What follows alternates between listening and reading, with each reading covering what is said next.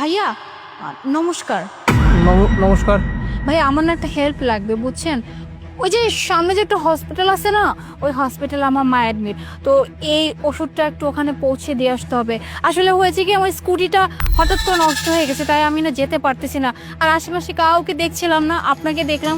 আপনি কি আমার এই হেল্পটা করবেন? আমার ভাই ওখানে দাঁড়িয়ে আছে, লাল কালার একটা টি শার্ট পরা। আচ্ছা ঠিক আছে, আমি দিয়ে আসবো, কোনো সমস্যা নেই। শুক্রিয়া ভাইজান। আপনি আমাকে ভাইজান বললেন? হ্যাঁ, ভাইজান বললাম কারণ আমি জানি আপনাদের ধর্মে একটা নিয়ম আছে, মানে কেউ যদি কারো খুব আপন হয়ে যায় না, তখন তাকে ভাইজান বলে সম্বোধন করে। আর আপনি তো আমার এত বড় একটা উপকার করলেন, আপনি চাইলে তো নাও বলে দিতে পারতেন, কিন্তু আপনি বললেন যে আমার হেল্পটা করবেন। আসলে হয়েছে কি, মানে মার ওষুধটা না অন টাইমে খুবই দরকার ছিল, তাই আমি আপনাকে বললাম। আপনি তাহলে একটু ওষুধটা দিয়ে আসবেন। না আসলে এই এলাকায় কেউ কখনো আমাকে ভাইজান বলে ডাকে নাই তো। ওই আমাকে দেখলে সবাই কেমন জানি নাক সিটকায়, কথা বলতে চায় না। আপনাকে প্রথম দেখলাম যে আপনি এত সুন্দরভাবে সম্মান দিয়ে কথা বলছেন। এটা কেমন কথা ভাইজান বলেন? আপনিও মানুষ, আমিও মানুষ। হ্যাঁ, আপনার ধর্ম ইসলাম, আমার ধর্ম হিন্দু, তাই বলে কি আমরা আলাদা? আর তাই বলে কি আমি আপনাকে নাক ছিটকাবো, আপনার সাথে কথা বলবো না? এটা আসলে ঠিক না। ধর্ম নিয়ে বিরোধ করা আসলে আমাদের উচিত না। যাই হোক ভাইয়া, আপনাকে অনেক অনেক ধন্যবাদ আমার হেল্পটা করার জন্য। না না, সমস্যা নাই, আমি এটা আমার কর্তব্য ছিল। আমি ওনাকে পাবো তো হসপিটালের নিচে? হ্যাঁ, ওখানে দাঁড়িয়ে আছে, লাল টি শার্ট পরা। ঠিক আছে, আমি দিয়ে আসছি।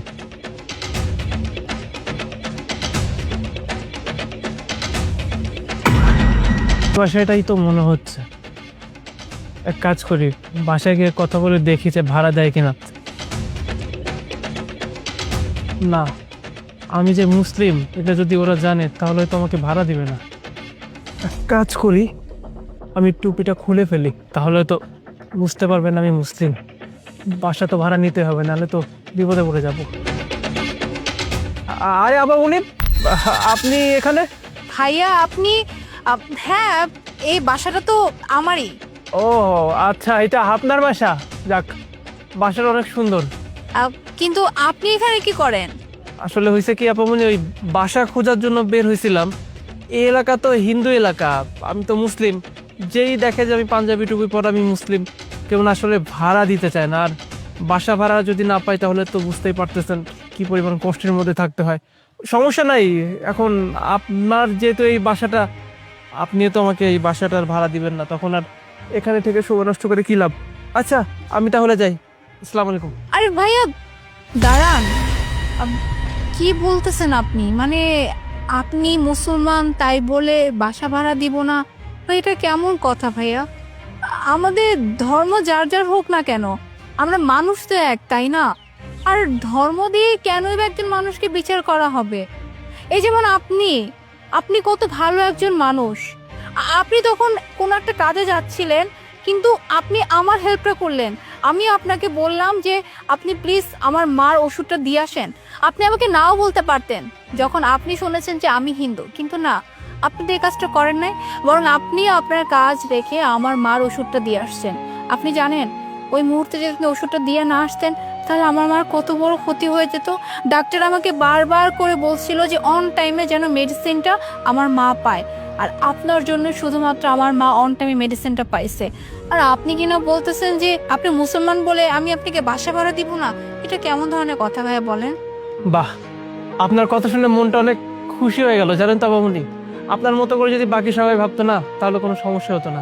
এই যে আমি মুসলিম এলাকা দিয়ে যখন হাঁটাহাঁটি করি, কেউ না ঠিক মতো আমার সঙ্গে কথা বলতে চায় না, জানেন তো, খুব কষ্ট লাগে যে আমি তো মানুষ। আমার আমার সঙ্গে যদি অন্য মানুষ কথা না বলে, তাহলে আমি কি করে একা একা থাকবো। তবে আপনার আপনার কথা শুনে অনেক ভালো লাগতেছে, আপনি অনেক ভালো মনের মানুষ। ভাইয়া একটা কথা বলি, আসলে কিছু কিছু মানুষ আছে যারা এই ধর্ম নিয়ে নানা ধরনের বাক বিতরণ করে। ধর্মটাকে না দুইটা মানুষের মাঝখানে বাধা হিসেবে নিয়ে আসে।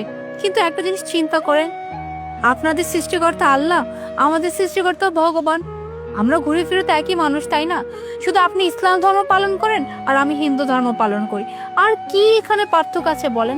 কেনই বা শুধু শুধু আমরা মুসলমানকে আলাদা করে দেখব, হিন্দুদেরকে আলাদা করে দেখব? যে পাড়ায় হিন্দুরা থাকবে সেই পাড়ায় কোনো মুসলমান আসতে পারবে না, বা যে পাড়ায় মুসলমান থাকবে সেই পাড়ায় হিন্দুরা আসতে পারবে না। আপনি জানেন ভাইয়া, এই যে আমার বাসা, এই বাসার 3 তলায় হচ্ছে ভাড়া দিব। আসলে 3 তলায় কিন্তু এর আগে একটা ভাড়াটিয়া ছিল, উনিও কিন্তু মুসলিমই ছিল জানেন। আমরা সব সময় না একসাথে গল্প করতাম, এমনকি একসাথে খাবারও খেতাম। আর তার থেকেও বড় কথা, যখনই যে আপনাদের যে ওই যে রোজা আসে, ওই রোজার সময় আমরা সবাই মিলে একসাথে ইফতারি করতাম। আমরা না কখনো এটা আসলে ভেদাভেদই করি নাই যে আমরা হিন্দু তারা মুসলমান। আমরা সবসময় মানুষ হয়ে একে অপরের পাশে ছিলাম, খুব সুন্দর মতো করেছিলাম। ওইটা তো আসলে আমার ব্যাড লাক, ওই আঙ্কেল আন্টি পোস্টিং চিটাগাং হয়ে গেছে, এই জন্যই ফ্ল্যাটটা ফাঁকা। আর আমি আর আমার মা শুধুমাত্র একা থাকি এই বাড়িতে, আর এর জন্যই আসলে ভাড়া দেওয়া, মূলত আর কোনো কারণ নাই। তো ভাইয়া, এখন একটা কথা বলি আপনাকে, আপনার আর কোনো চিন্তা নাই, আপনাকে আর কোনো বাসা খুঁজতে হবে না। আমি উপরে ফ্ল্যাটটা সুন্দর মতো করে ক্লিন করে রাখবো, আপনি আগামীকালকে আপনার সব জিনিসপত্র নিয়ে চলে আসবেন। ঠিক আছে আপামনি, আমি কালকে সময় মতো চলে আসবো।